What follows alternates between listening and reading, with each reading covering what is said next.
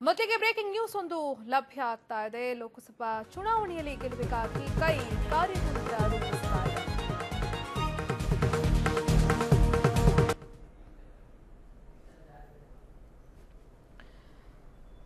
ವಿಧಾನಸಭಾ ಉಪಚುನಾವಣೆಯ ಗೆಲುವಿಗಾಗಿ ಕಾಂಗ್ರೆಸ್ ಹೈಕಮಾಂಡ್ ಸಕಲ ರೀತಿಯಲ್ಲೂ ಕೂಡ ಕಸರತ್ತನ್ನ ನಡೆಸ್ತಾ ಇದ್ದಾರೆ. ಈ ನಿಟ್ಟಿನಲ್ಲಿ ಸಾಕಷ್ಟು ರಣತಂತ್ರವನ್ನ ರೂಪಿಸ್ತಾ ಇದೆ ಕೈಪಡೆ. ಮಾಜಿ ಸಿಎಂ ಸಿದ್ದರಾಮಯ್ಯ ಹಾಗೆ ಡಿಕೆ ಶಿವಕುಮಾರ್, ಪರಮೇಶ್ವರ್ ಹೆಗಲಿಗೆ ಉಪಚುನಾವಣೆಯ ಜವಾಬ್ದಾರಿಯನ್ನ ವಹಿಸಲಾಗಿದೆ. ಉಪಚುನಾವಣೆಯ ಸಮರದ ಸಂಪೂರ್ಣ ಹೊಣೆಯನ್ನ ಈ ಮೂವರು ನಾಯಕರಿಗೆ ವಹಿಸಲಾಗಿದೆ. ಶಿವಮೊಗ್ಗ ಕ್ಷೇತ್ರದ ಜವಾಬ್ದಾರಿಯನ್ನ ಡಿಸಿಎಂ ಪರಮೇಶ್ವರ್ ಅವರ ಹೆಗಲಿಗೆ ವಹಿಸಲಾಗಿದೆ. ಜಮಖಂಡಿ ಕ್ಷೇತ್ರದ ಹೊಣೆಯನ್ನ ಸಿದ್ದರಾಮಯ್ಯ ಅವರಿಗೆ ವಹಿಸಲಾಗಿದೆ. ಹಾಗೆ ಬಳ್ಳಾರಿ ಲೋಕಸಭಾ ಉಪಚುನಾವಣೆಯ ಜವಾಬ್ದಾರಿಯನ್ನ ಡಿಕೆ ಶಿವಕುಮಾರ್ ಅವರಿಗೆ ನೀಡಲಾಗಿದೆ. ಈ ನಿಟ್ಟಿನಲ್ಲಿ ಕಾರ್ಯಯೋಜನೆಯನ್ನ ರೂಪಿಸುವುದಕ್ಕೂ ಕೂಡ ಕಾಂಗ್ರೆಸ್ ಹೈಕಮಾಂಡ್ ಸೂಚನೆಯನ್ನ ಕೊಟ್ಟಿದ್ದಾರೆ. ಮತ್ತೊಂದು ಮಹತ್ವದ ಸೂಚನೆಯನ್ನ ಕೂಡ ಕೊಟ್ಟಿದ್ದಾರೆ. ಮೈತ್ರಿ ಧರ್ಮ ಪಾಲನೆಗೆ ಧಕ್ಕೆಯಾಗದಂತೆ ಯೋಜನೆಯನ್ನ ರೂಪಿಸಬೇಕು ಅಂತ ಅವರು ತಾಕೀತು ಕೂಡ ಮಾಡಿದ್ದಾರೆ.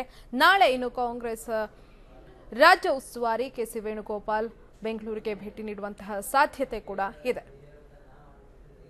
ಈ ಬಗ್ಗೆ ಇನ್ನಷ್ಟು ಮಾಹಿತಿಯನ್ನ ಕೊಡ್ತಾರೆ ದೂರವಾಣಿ ಸಂಪರ್ಕದಲ್ಲಿರುವ ನಮ್ಮ ಪ್ರತಿನಿಧಿ ರಾಕೇಶ್. ಉಪಚುನಾವಣೆಯಲ್ಲಿ ಶತಾಯ ಗತಾಯ ಗೆಲುವನ್ನ ಸಾಧಿಸಲೇಬೇಕು ಅನ್ನೋ ನಿಟ್ಟಿನಲ್ಲಿ ಕಾಂಗ್ರೆಸ್ ಸಕಲ ರೀತಿಯಲ್ಲೂ ಕೂಡ ರಣತಂತ್ರವನ್ನ ರೂಪಿಸ್ತಾ ಇದೆ. ಈ ನಿಟ್ಟಿನಲ್ಲಿ ಯಾವ ರೀತಿ ಕಾರ್ಯಯೋಜನೆಗಳನ್ನ ಸಿದ್ಧಪಡಿಸಿಕೊಳ್ತಾ ಇದೆ?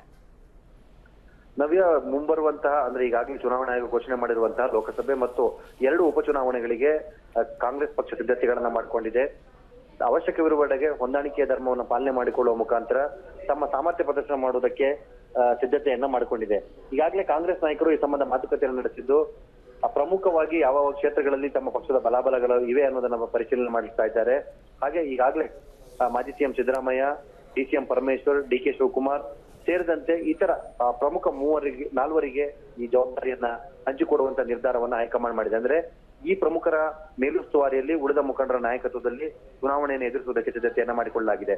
ಈಗಾಗಲೇ ಬಾದಾಮಿ ಕ್ಷೇತ್ರದ ಶಾಸಕರಾಗಿರುವಂತಹ ಸಿದ್ದರಾಮಯ್ಯವರ ಮುಖಂಡತ್ವದಲ್ಲಿ ಜಮಖಂಡಿ ವಿಭಾಗದ ಉಪಚುನಾವಣೆಯನ್ನ ಎದುರಿಸುವಂತಹ ಹಾಗೆ ಬಳ್ಳಾರಿ ಲೋಕಸಭಾ ಕ್ಷೇತ್ರಕ್ಕೆ ನಡೆಯುವಂತಹ ಚುನಾವಣೆಯ ಕಾರ್ಯತಂತ್ರಗಳನ್ನು ರೂಪಿಸುವಂತಹ ಜವಾಬ್ದಾರಿಯನ್ನ ಆ ಒಂದು ಮುಂಚೂಣಿಯನ್ನ ಸಿದ್ದರಾಮಯ್ಯ ಅವರಿಗೆ ನೀಡಲಾಗಿದೆ. ಇಲ್ಲಿ ಡಿಕೆ ಶಿವಕುಮಾರ್ ಅವರ ಸಹಕಾರ ಕೂಡ ಅವರಿಗೆ ಲಭ್ಯವಾಗಿದೆ. ಹೀಗೆ ಶಿವಮೊಗ್ಗ ಮತ್ತು ರಾಮನಗರದಲ್ಲಿನ ಲೋಕಸಭೆ ಮತ್ತು ವಿಧಾನಸಭಾ ಚುನಾವಣೆಗಳಿಗೂ ಕೂಡ ಮಿಶ್ರ ನಾಯಕತ್ವವನ್ನ ಅಂದ್ರೆ ಒಂದೇ ಕ್ಷೇತ್ರದ ಇಬ್ಬಿಬ್ಬರು ಮುಖಂಡರುಗಳಿಗೆ ಅದನ್ನ ಹೊಂದಾಣಿಕೆ ಮಾಡಿಕೊಡುವ ಮುಖಾಂತರ ಅವುಗಳ ಜವಾಬ್ದಾರಿಯನ್ನು ನಿಭಾಯಿಸುವುದಕ್ಕೆ ಸೂಚನೆಯನ್ನ ಕೊಟ್ಟಿದೆ. ಅಗತ್ಯವಿರುವೆಡೆ ಕಾರ್ಯತಂತ್ರವನ್ನು ರೂಪಿಸುವಾಗ ಎದುರಾಳಿಗಳಿಗೆ ಅವಕಾಶವಾಗದ ರೀತಿಯಲ್ಲಿ ರಣತಂತ್ರವನ್ನು ರೂಪಿಸಬೇಕು. ಹಾಗೆ ಬಿಜೆಪಿಯನ್ನ ಬಗ್ಗು ಬಿಡದು ಕಾಂಗ್ರೆಸ್ಸಿನ ಪಾರಪತ್ಯವನ್ನ ಸ್ಥಾಪಿಸುವುದಕ್ಕೆ ಮುಂದಾಗಬೇಕು ಅನ್ನುವಂತ ಮಾತನ್ನ ಹೇಳಿದೆ. ಹೀಗಾಗಿ ಲೋಕಸಭೆ ಮತ್ತು ವಿಧಾನಸಭಾ ಉಪಚುನಾವಣೆಗಳಲ್ಲಿ ಹೊಂದಾಣಿಕೆಯನ್ನು ಕೂಡ ಅನಿವಾರ್ಯವಾಗಿ ತೆಗೆದುಕೊಂಡು ಹೋಗ್ಬೇಕಾಗ್ತದೆ. ಇಲ್ಲಿ ಸಂಖ್ಯಾಬಲದ ಲೆಕ್ಕಾಚಾರವನ್ನು ಕೂಡ ಗಮನದಲ್ಲಿಟ್ಟುಕೊಂಡು ಮುಂದುವರಿಬೇಕಾಗ್ತದೆ ಅನ್ನುವಂತ ಮಾಹಿತಿಯನ್ನ ಕೂಡ ಕೊಟ್ಟಿದೆ. ಈ ಹಿನ್ನೆಲೆಯಲ್ಲಿ ರಾಜ್ಯ ಉಸ್ತುವಾರಿ ವೇಣುಗೋಪಾಲ್ ರವರು ನಾಳೆ ಬೆಂಗಳೂರಿಗೆ ಬರುವಂತ ನಿರೀಕ್ಷೆಯನ್ನು ಕೂಡ ಮಾಡಲಾಗ್ತಿದೆ. ಅವರು ಬಂದ ನಂತರ ಕಾರ್ಯಸೂಚಿಯನ್ನ ಸಿದ್ಧಪಡಿಸಲಾಗುತ್ತೆ. ನವ್ಯ, ಧನ್ಯವಾದ ರಾಕೇಶ್ ತಮ್ಮೆಲ್ಲ ಡೀಟೇಲ್ಸ್ಗಾಗಿ.